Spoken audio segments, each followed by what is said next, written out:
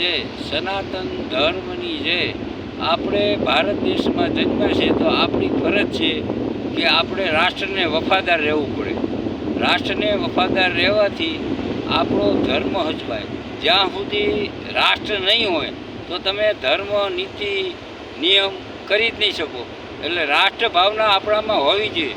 ભારત માતાને વફાદાર આપણે રહેવું જોઈએ. ભારત માતાના ધ્વજવંદનને પણ આપણે વંદન કરવું જોઈએ. એટલે ભારત આપણો મહાન દેશ છે.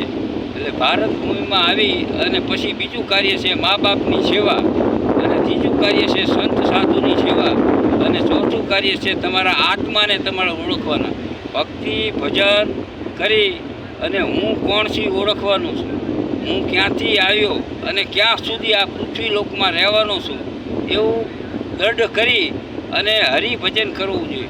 હરિભજન કરવા માટે કંઈ દાઢી, ચોટી કે માળા રાખવાની કોઈ જરૂર નથી.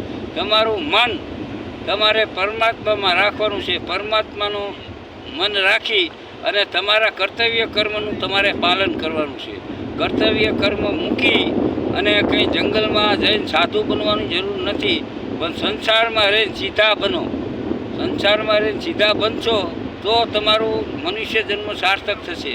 એટલે જીવનમાં નિયમ પણ લો કે સવારથી સાંજ સુધી મેં કેટલા સારા વિચારો કર્યા, કેટલા ખરાબ વિચાર કર્યા, એની ડાયરી રાખો. અને એ ડાયરી નોંધ કરી અને રોજ રાત્રે સૂતા પહેલાં વાંચવાના કે હું કઈ જગ્યાએ છું અને મારા જીવનમાં મેં કેટલા સારા કર્મ કર્યા અને કેટલા ખોટા કર્યા એ તમે પોતે દ્રષ્ટા થાવ.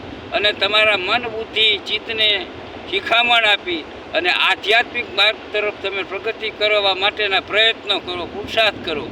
સાધુ સંતોના દર્શન કરવા જાઓ, એનો સત્સંગ સાંભળો. અને જીવનમાં આપણે કાંઈક જ્ઞાન મેળવવાની અપેક્ષા રાખવી જોઈએ. અને એવું નથી રાખવાનું કે હું જવાન છું એટલે હું ગઈઢો થઈને અને ઘરડો થઉં પછી ભગવાનનું ભજન કરું. પણ એવું નથી. ભજન તો અત્યારથી જ કરવાનું છે. આ ઘડીથી અત્યારે આ તમે 4 જણા મને મળ્યા છો તો અત્યારથી જ તમારે ભજન શરૂ કરવાનું. કાલે કરીશ ને પરમદી કરીશ તો એ શું થાય?